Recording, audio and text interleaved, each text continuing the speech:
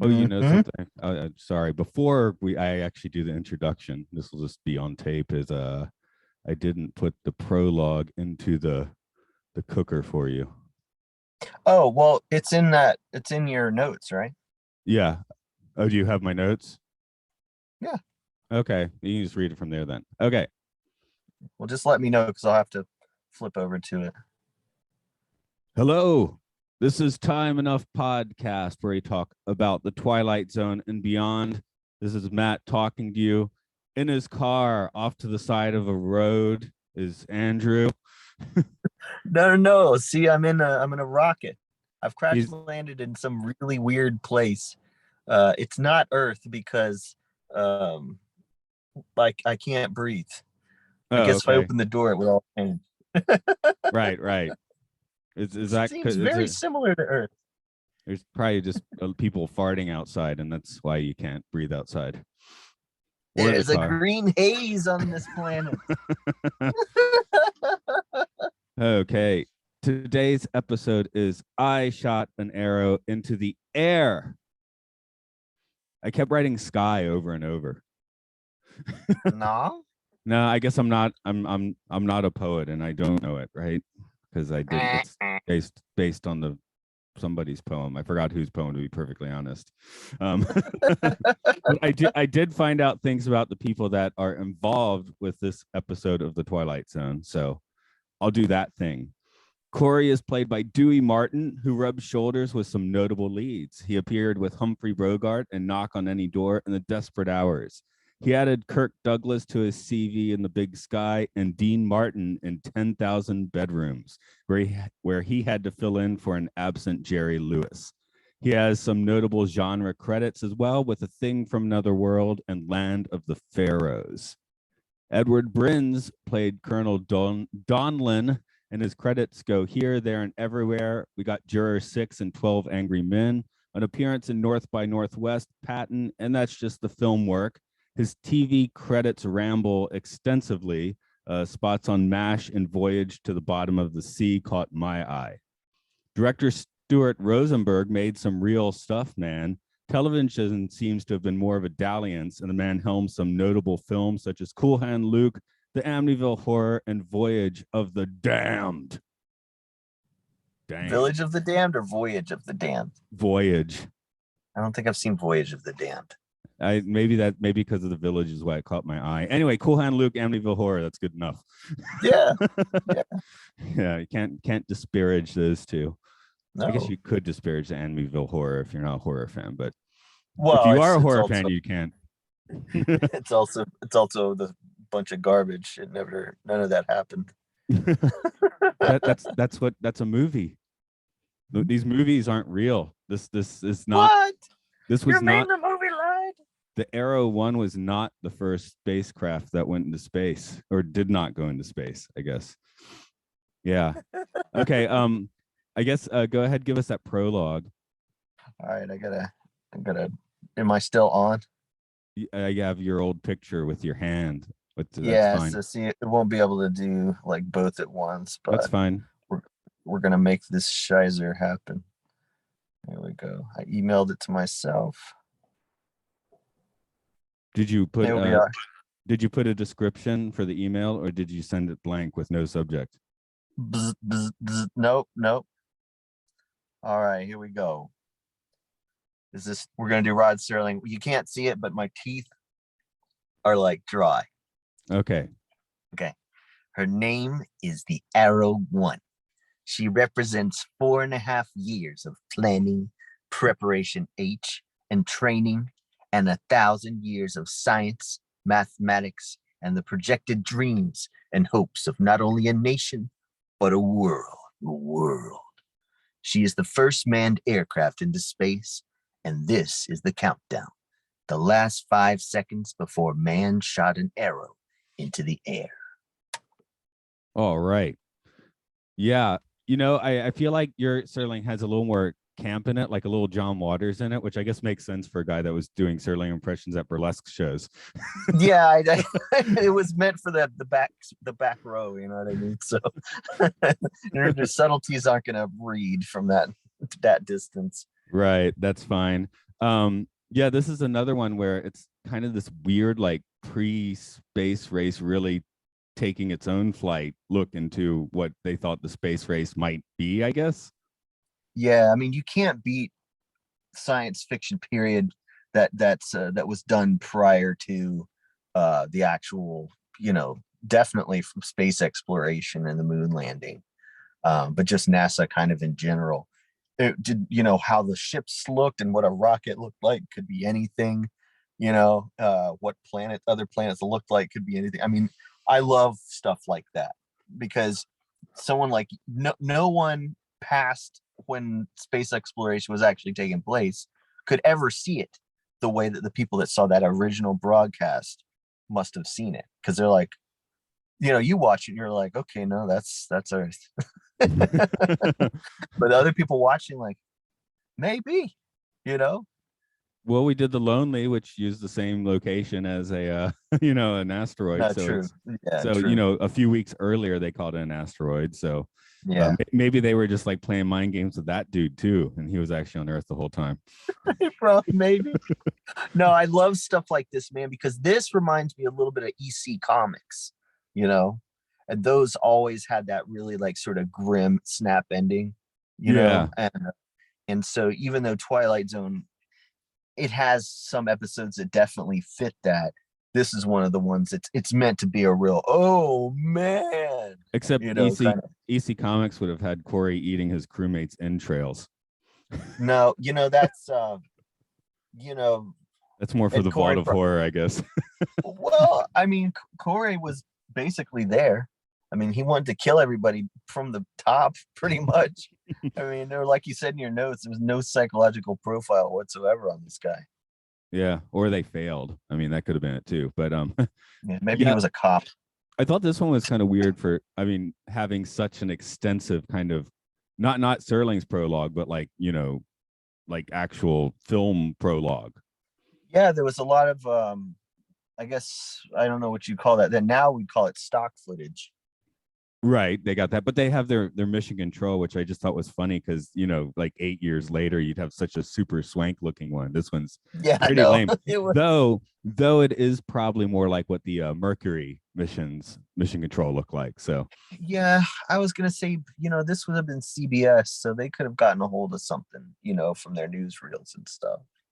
right, well they had the actual actors though, and the that one dude gets the titular line and all that.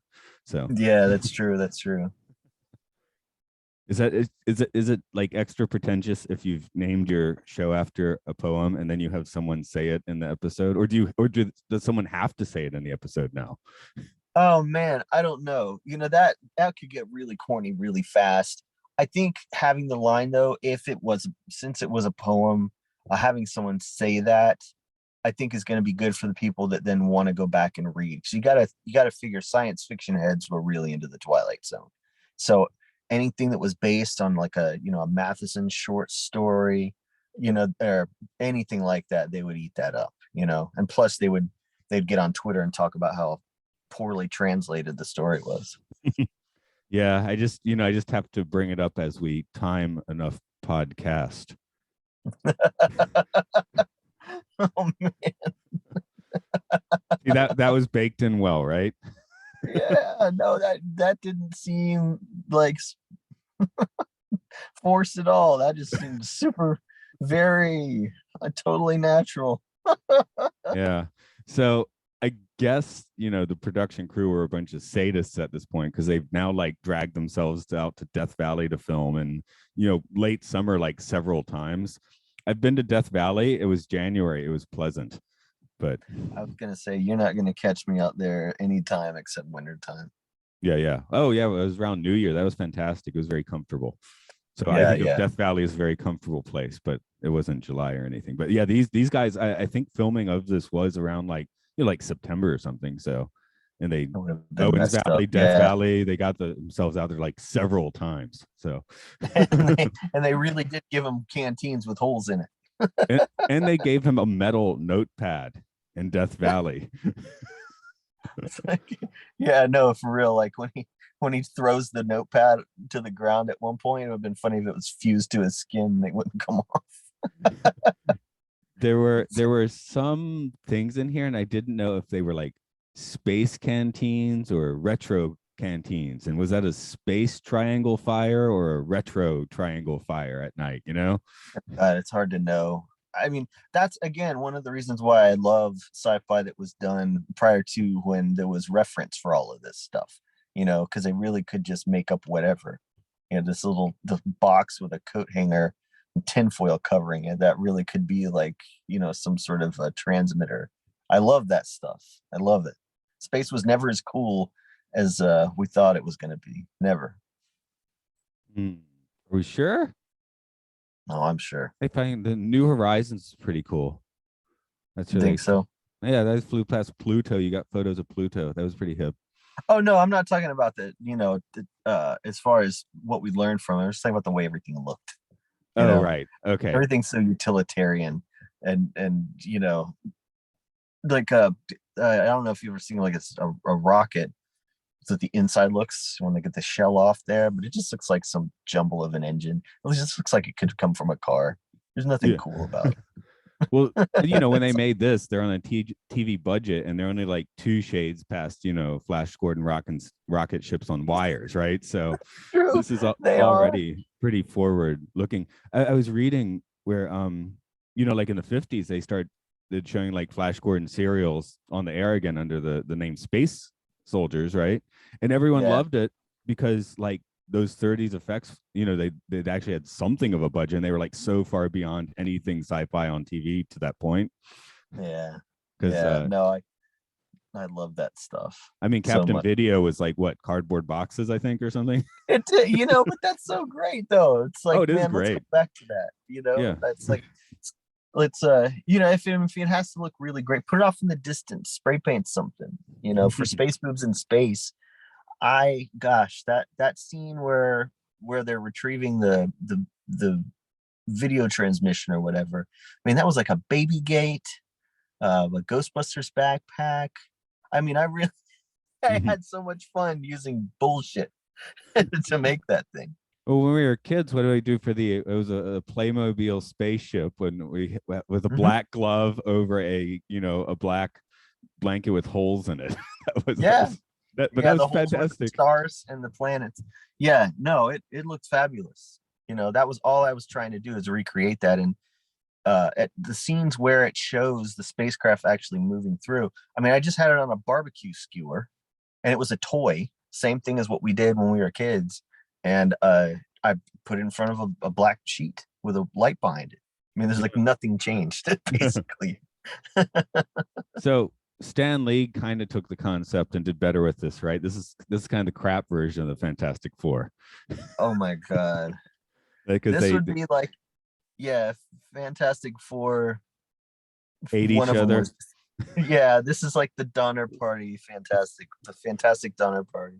Yeah. Because I saw my note here. Corey is like the lame sociopath version of the Thing, and I was like sitting there staring at for a minute because for a minute I was thinking of like the other Thing, right? Oh, the Carpenter Thing. Probably because I just read my trivia where he had been in Thing from Another World. Yeah. But it's kind of like the Thing. There are a bunch of isolated dudes like getting pissed at each other, except we don't have to worry about which one is the psycho in this case. Well, the thing is that Donnelly is the leader. I mean, they're supposed to be following what he does, but immediately Corey's like, I'm not going to listen to you. And he's talking back to his superior immediately. Yeah. So you probably saw some of my notes, but I was like, about 2010, they could have like remade this with like Dane Cook in the Corey role. Oh God. Everybody would suspect him from the moment. I mean, from the jump, they'd just be like, kill him. Well, that's pretty much how this works too, right? Yeah, I mean, at what point do you just like, what was the other dude's name? That was the third guy, not the one that dies immediately. Pearson. The other guy. Pearson. He could have just been like, hey, Pearson, what say me and you smoke Corey?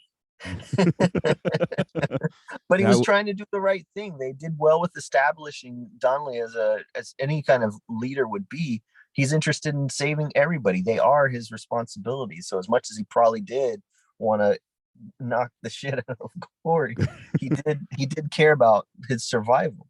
he was just, Corey was throwing a monkey wrench in everything. They're like, let's go left, and Corey was just like, murder. Well, it's kind of like sometimes making the moral choice isn't the right choice, but I guess you should probably still make the moral choice, even if you end up getting shot. I don't know. Yeah. Live Well, I with mean, look how yourself or things die turn with out. yourself. Yeah. Yeah. In light of how things turned out at the end, that wouldn't have been a good look for the colonel if they'd killed him. Well, I knew he wasn't a scientist. He was using distance in miles. Yeah, no. What are That's you not. gonna do? Yeah. I've actually lost most of my aptitude for miles, which is pretty wild. Like if you tell me the distance, I want to hear it in kilometers now. Kilometer, yeah. I Yeah. mean, that's what the signs show, right? So, but yeah, I was definitely had a few years of phasing there, going from miles to kilometers, man.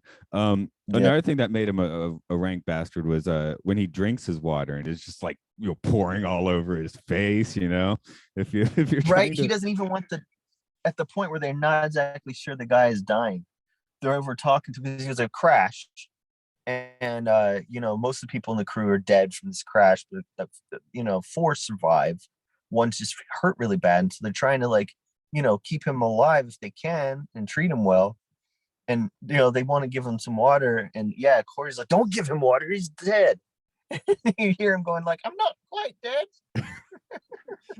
And then he's I drinking think it, I'll and go for a walk. I think Corey's Yeah, drinking it. It's just like half of it's running down his face. When if you only no, have 5 gallons, that's. no, it's true. When you've got such a short amount of time to establish characters, you want to do things like that. Maybe he had space madness from his 2 minutes in space. I The know. shortest case, man. I think it was Amazon, of course, that just put out the a kind of fluff documentary, but kind of fun to see with Shatner's space trip, and it would have been fun if they had like kind of like segued into this sort of thing. Something like this had happened, a little like folding over on itself, maybe a little galaxy quest. Shatner shoots Jeff Bezos. I mean, whatever happens in space stays in space. Well, that would have been in the desert though after they crash landed. True. But yeah, something that caught me is okay, a couple of things I'm going to like chronologically wise, of course, this is first, but definitely had a bit of the astronaut stumbling through the desert vibe from Planet of the Apes, which Serling wrote at least the first draft for. Yeah, he did. So I don't know how much that was like the actual movie, but yeah, when the first 20 minutes of that movie and this episode definitely kind of feels similar. They do. Yeah, no, it's totally true. Except yeah, and Charlton Heston would be the Corey in that case because he was the one complaining about humanity and everything the whole time. He was. He was the commander, but yeah, he wasn't trying to like murder his surviving crewmates, so that was good of him. Yeah, no, Corey's just he pretty much. I mean, it had to have been hard for him to just not murder everybody as soon as they landed. Yeah, the He other was one, eyeballing everybody's water. yeah, I mean he was it. What was it? There was like one gun. I don't know. Mhm. Yeah. Okay. Yeah. So the other thing is as they're moving through the desert, we get like Blood Feast music on the soundtrack. That was pretty fun. So I wondered if I wonder if Corey was like looking after going for an Egyptian feast or something, That was Herschel Gordon Lewis playing that stuff because the drummer that they hired to come do it on the day didn't show up, so he had to just he did that himself. You can just imagine him doing that. Maybe yeah, maybe he patterned that after this. Yeah, yeah. That was my thought. Just because I had just done a Blood Feast podcast, so it's like I watched these like almost night to night, and I was like, wait a minute, this is the same music, man. Yeah, no, I love it, man. I tried to recreate that for I don't know, one of the ones that I did. I went for the Blood Feast drums. So yeah, Donlan, leaves his gun as he goes checking the ridge, and Corey takes that opportunity, right, to take him out. There were a lot of rocks. I mean, he even looks at a rock at one point and thinks about it. Yeah, he does. Nah, you know what's gonna happen, man. You know he's gonna come back talking about, oh, Pearson, he went crazy and bashed his own head in. But before he did that, he said, please take all my water. Okay, as long as it sounds convincing. Yeah, that sounds like Pearson. That guy's always popping off, you know. He's always out of pocket, that Pearson. I No, believe that. no. Pearson's symbol is pretty abstract. I mean, I guess you're dying. You know, he that was the best he could do in a pinch, but Yeah. yeah, they were never going to work that out. No, what he draws, it looks like an equal sign and then a line through it. So I was like, what's not equal to? You know, I mean, I would have written, It's 59. some He was making a civil rights movement statement. He's like, things are I not equal. I would have drawn either a dick or tried to write a cuss word. Hmm. Because that would have told them pretty much the same, but it was a telephone wire.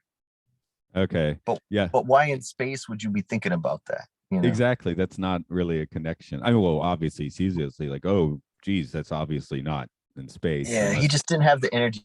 I would have drawn a knife and then draw an arrow towards Corey. Right. Kill. That probably would have been the best call, yeah. or hey, maybe they're on that other planet from third from the sun, you know? Maybe they did get into space. It's only 11 million miles away, apparently. Yeah, no, they for how quickly they were in, you know, in the spacecraft before it crashed, for them to go, you mentioned this in your notes. It's like we must be in space already. We're on an asteroid. We're in the same orbit as the Earth. The sun looks the same. The air seems the same. Gee, you think it might be Earth? No, that was a big, like, when he looks up at the sun, he's like, wow, that looks a lot like Earth's sun. You're like, come on, man, you're gonna give that away so soon? That's not this a looks hint. a lot like Death Valley. No, you know, people were probably going like, oh. They probably knew, you know, and it was more about the suspense of waiting for them to know. Maybe they all passed out due to the G forces, so they couldn't quite work out the time. Nah. I mean, that's too much benefit of the doubt. I guess we're betraying that while not, you know, there aren't any, well, there are a few, but most Twilight Zones are pretty good, but this is probably somewhere in the middle of its range, I would say. I don't know. Yeah, it is. You know, honestly, what it makes me think of, there's a children's story called Little Bear. And I think this is a Maurice Sendak. I can't remember who wrote it, but Little Bear is a baby bear and he's bored. So he decides he's going to go to the moon. And so he makes like a cardboard helmet or something like that. And he jumps down a hill. And then he like is for just a little further down because he rolled down a hill and he's like, I must be in space. And then he goes back into his mom's house. Wow, on space, this house looks just like my house. That space creature looks just like my mom. His mom plays along with it. Who would have thought? This is very similar to what happens in Twilight Zone. Yeah, pretty much. So let's make it clear who took a trip through the Twilight Zone in this episode. Oh, definitely. Yeah, definitely Corey. How about the dead astronauts? I knew you were gonna say that, and I mean, I guess theoretically you could work that out, but the reason why I would say Corey is because it pretty much says that's where he went. Right. You know? They don't often say, but they pretty much say, yeah, it was him. Well, there's the 3 not quite dead astronauts and the 4 are like real dead astronauts, right? So I guess the 4 that were not dead just had a horrible space accident. Yeah, which in 1959, I guess is a bit Twilight Zone-y, but not really. That's having your space accident. So yeah, they had a near Twilight Zone experience. The super not quite dead person, he wouldn't have cared. So I don't know if I'd put him in the zone. No, he wouldn't, because he was already out of it. So I guess Corey definitely is our main passenger. Donlin and Pearson. I don't know if you get off in the Twilight Zone, does that make you a spectator to the zone, or or a participant? I don't think participant. I mean, you would have had to have been an antagonist, I think, for that to qualify you, because it always seems like going to the Twilight Zone seems like the result of somebody's actions. And the only one, neither of them took an action that would have sent them there, I don't think. Yeah, they were very Starfleet. Yeah. so so I guess we're just gonna leave it with and they didn't learn the twist in the end, right? Because they were too busy No. being dead. Well, no, excuse me, No. Pearson did. So oh no, Pearson, I guess we could say dabbled his toes in the zone because he learned the twist. That's right, he did. Ooh, that's right, he did. You know what? I am gonna say Pearson. I changed my Okay. mind. So that's Corey and Pearson that we're gonna put in this week. And did they deserve it? Corey deserves to be arrested now. Yeah, he's gonna get his, man, really soon. It's like, because how's he gonna explain that, He's not. He's just, they'll be like, all right, well, you were a dick and you wanted all the water because you thought you were in space. This man has a bullet in him, you see. That's because he fell on the bullet. That's why. He did. Y'all don't know about that? The space bullets. Peasant.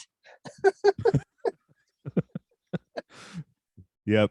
They should have screened a little more psychologically. So Pearson, I mean, he was doing his job, right? So I guess he would not deserve it so much. Although he might have been more like, just like, oh crap, we just flopped right back down onto Earth. I just don't. Yeah, it's kind of what we didn't see that makes that one iffy. But I would be okay with both of them going. But I still, yeah, it's Pearson would be a good case. But I didn't think about that. You really didn't see how that happened. Right. He's at least aware that there's some Twilight Zone around them. Yeah. Yeah. Which actually does come from the pilot term anyway, so I guess it makes sense.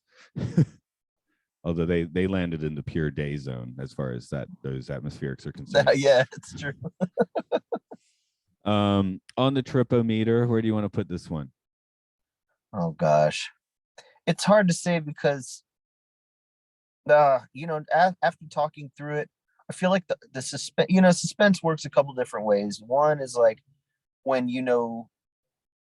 just as much as the characters in it, and the other way is when you know more than they do, and you're therefore the suspense is created by what you know and what they don't know.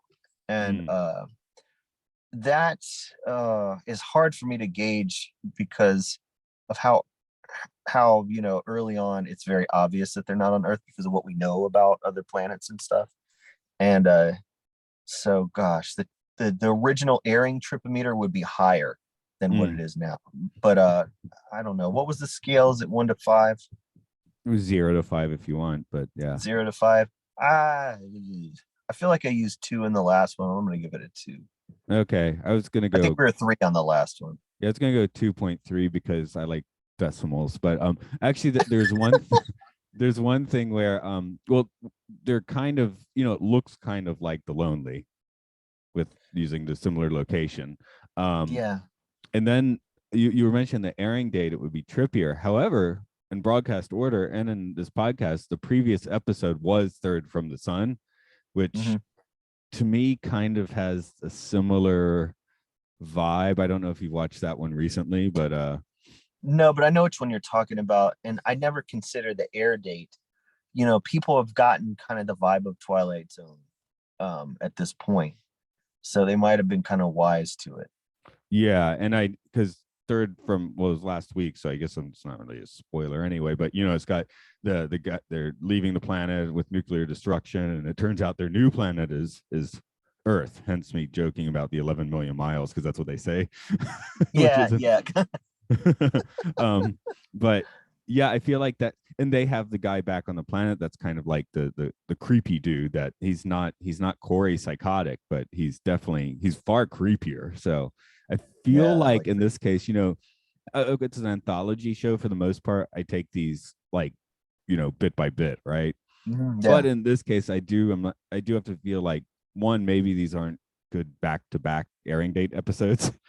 Just a little bit. No, they're not. Too similar. So if we're taking that into yeah, if we're taking that into consideration, yeah, it's definitely low there. I mean, I'm sticking with 2.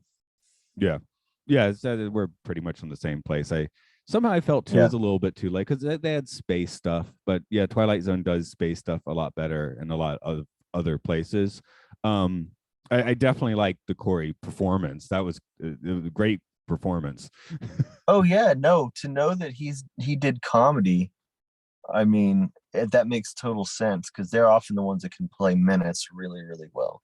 Yeah, so they certainly utilize that, and Dolan is fine as well. This is Mhm. not like it's not an acting flaw. Again, every shot in here does look like a art photo, and the acting is Mhm. pretty solid. So there's still plenty going for it. That's why I don't quality rate these. So No, it just wasn't one of, in terms of endings and all of that stuff. It just didn't do what the Twilight Zone does as well as, like you said, some of the later ones. You know. right. And next week is the Hitch-Hiker. So if you were watching it as an airing date, you're going to get pretty most people would probably be pretty impressed the next week if they weren't this week. Yeah, no, the Hitchhiker is awesome. Wrapping up today, tell them where you're at. Hey, so my friends and I make movies in Athens. We're called Gonzorific. You can visit gonzorific.com, GONZORIFFIC. And we got DVDs for sale. We got YouTube movies you could look at.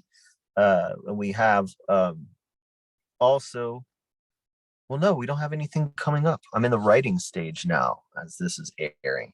So So I don't have anything to can promote. people come to your house and staring into your window as you watch you write? Is that cool? I mean, yeah, go ahead. It's not gonna mess me up. This is Time Enough Podcast. It's Time Enough Pod on Twitter, Time Enough Podcast on Facebook. Hopefully you can find it wherever you can find podcasts. Not quite as of this recording, but hey, I record these way out of whack, so or out of air date, I should say, of the podcast. Support us on Patreon with Podcastius, which also includes things like Matt and Luke's Sci-Fi Sanctuary, Oral Hygiene, talking about caught and educational films, and some Nintendo stuff with the Monster Hunters and the Pokemons and all of that. So, has your car landed yet? I was gonna say, man, I've only gone like 5 miles, so I must be in Kentucky. Yeehaw! Damn!